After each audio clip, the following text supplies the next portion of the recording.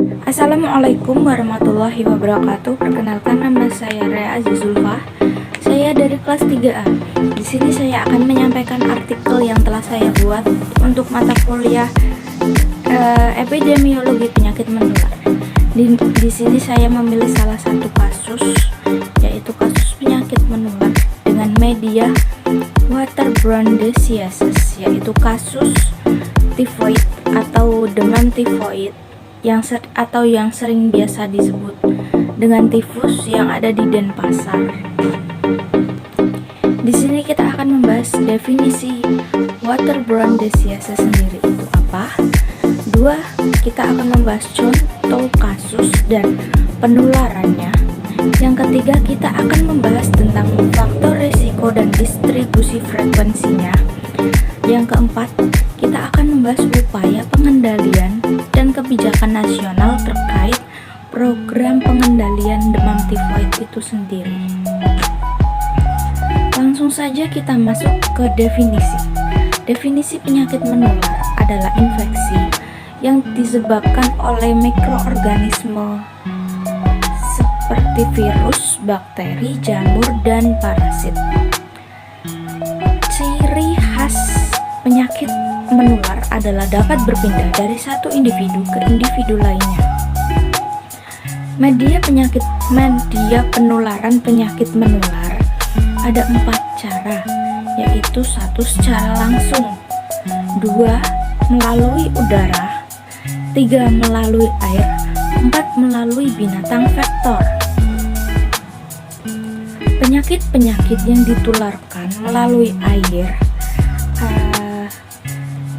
disebut sebagai waterborne diseases atau water-related diseases. Berdasarkan cara penularannya, penyakit dapat dikelompokkan menjadi 4, yaitu waterborne mechanic, yang kedua water-wasted mechanic, yang ketiga water-based mechanic, yang keempat water-related insert factor mechanic. Baik, sekarang di sini kita akan membahas lebih dalam tentang penyakit menular yang media penularannya melalui air dengan penularan waterborne diseases, yaitu penyakit tifoid atau demam tifoid yang sering kita kenal sebagai demam tifus.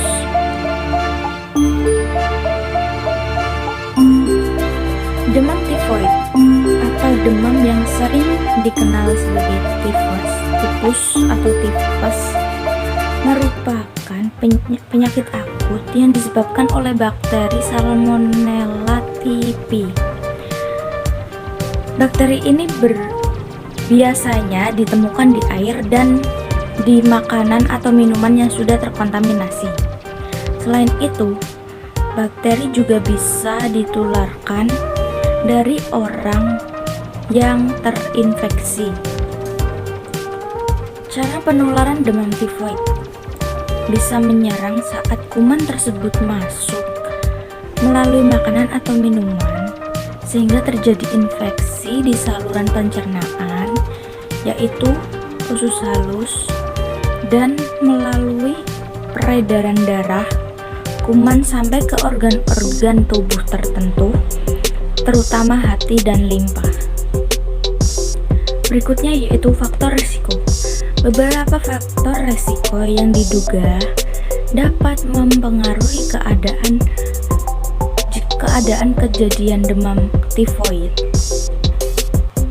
antara lain jenis rumah penderita, kebiasaan jajan, cara makan, kebiasaan mencuci tangan, kesukaan makanan,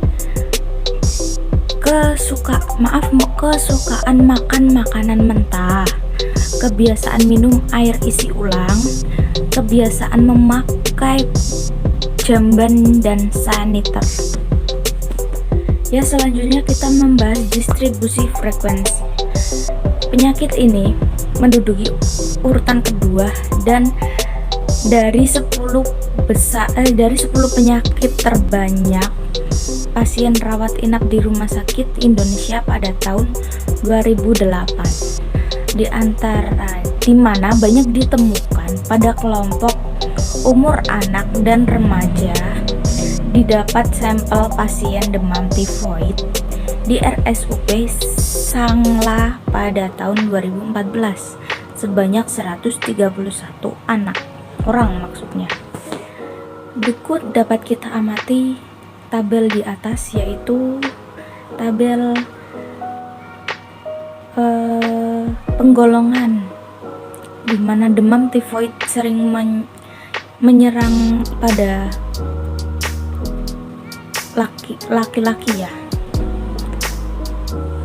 Dan diketahui distribusi kejadian demam tifoid berdasarkan jenis kelamin di RSUP Sanglah dan Pasar dapat terolah pada tahun 2014, yaitu sebanyak 53,4% pasien demam tifoid adalah laki-laki.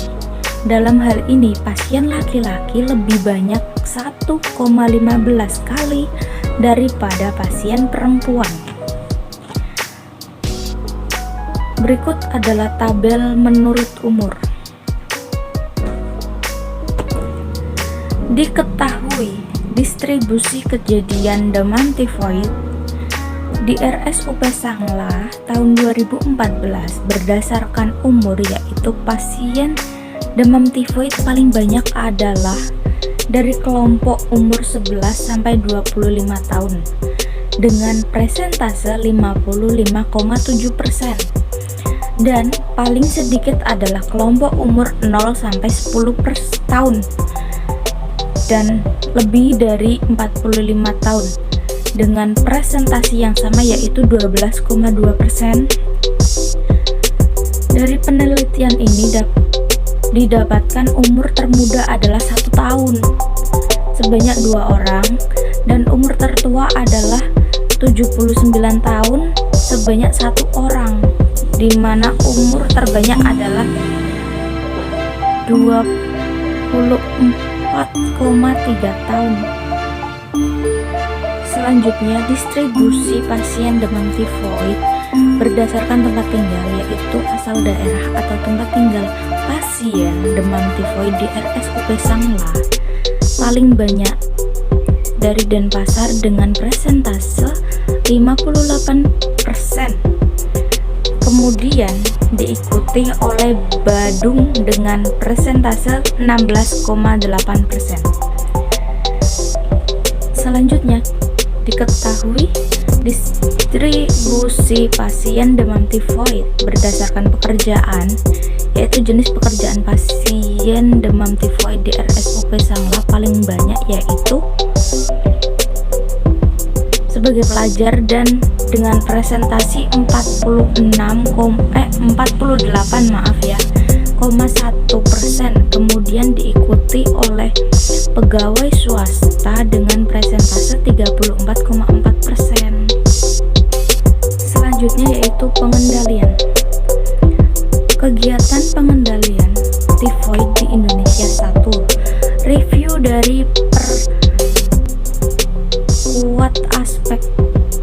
dan perkuat aspek legal pengendalian tifoid. Yang kedua, advokasi dan sosialisasi. Yang ketiga, komunikasi, informasi dan edukasi atau sering disebut KIE. 4.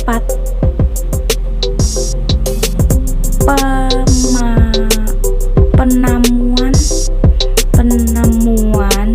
kasus dan data laksan kasus. 5. Pencegahan karir relatif dan resistensi. 6. Pengendalian kasus. 7. Surveillance. 8. Sumber daya manusia atau SDM. 9. Penyediaan logistik. 10.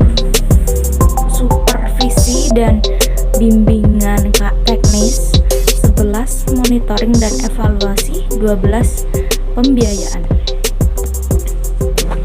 Di Indonesia, kegiatan pengendalian belum dapat dilaksanakan dengan secara optimal, antara lain karena belum didukung dengan pendataan yang memadai pada tahun 2014. Biaya yang dialokasikan untuk pengendalian tifoid di Ditjen PP dan PL hanya sekitar 200 juta atau 1,3% dari perkiraan biaya rata-rata yang diperlukan dalam setahun dari tahun 2015 sampai tahun 2019. Selain itu, belum semua kabupaten kota di Indonesia menyediakan anggaran khusus untuk program pengendalian tifoid. Pencegahan. Hal utama yang dapat dilakukan untuk pencegahan terjadinya tifus adalah vaksinasi seperti vaksin peroral P21A, vaksin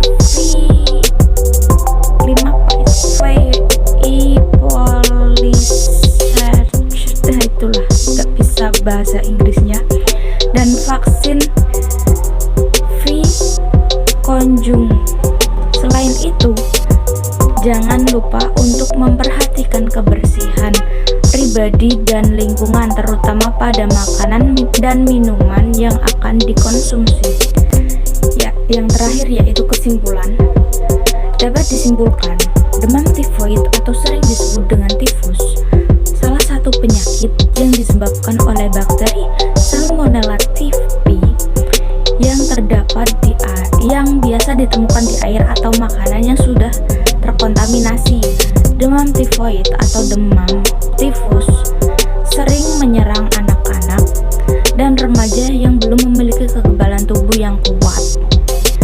Terima kasih atas perhatiannya. Itu saja yang dapat saya sampaikan. Kurang lebihnya saya mohon maaf. Wassalamualaikum warahmatullahi wabarakatuh.